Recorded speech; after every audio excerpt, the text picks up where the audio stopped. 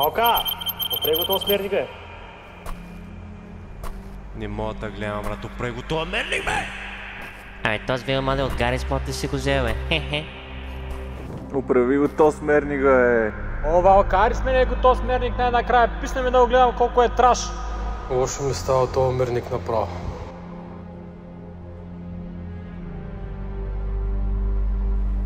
Валка!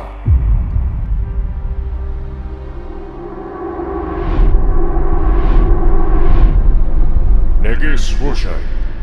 Те няма да разберат, че ти си различен. Ще трябва да им покажеш от какво си направен. Въпреки, че си толкова слаб. 1% от времето ти ги мачкаш. И ако го направиш сега, ще отидем на машинките. Да се започва.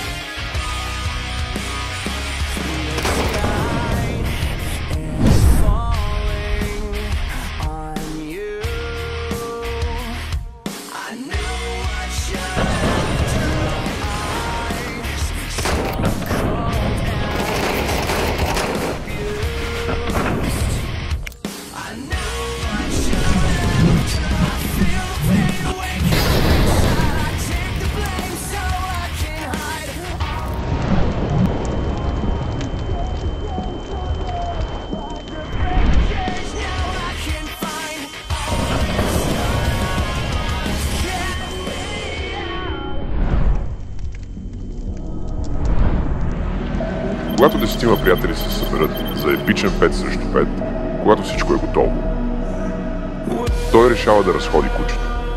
Без предупреждение, без срам. В този момент вселената е замръзнала.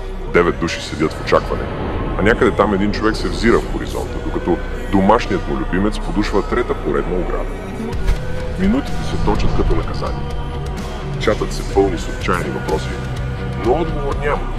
Въздухът тежи от неизказана болка. И тогава той се връща.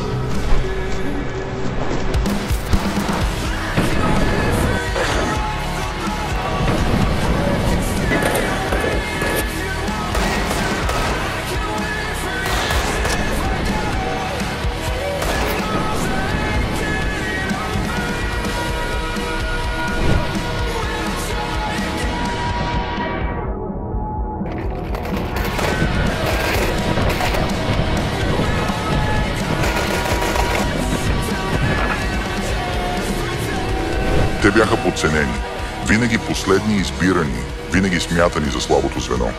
Докато останалите правеха велики планове, никой не очакваше нищо от тях. Но когато всичко се разпадна, когато стратегията се срути, когато надеждата избледня, те останаха двамата, които никой не броеше за нещо сериозно, изведнъж застанаха на фронтовата линия. И тогава те го направиха.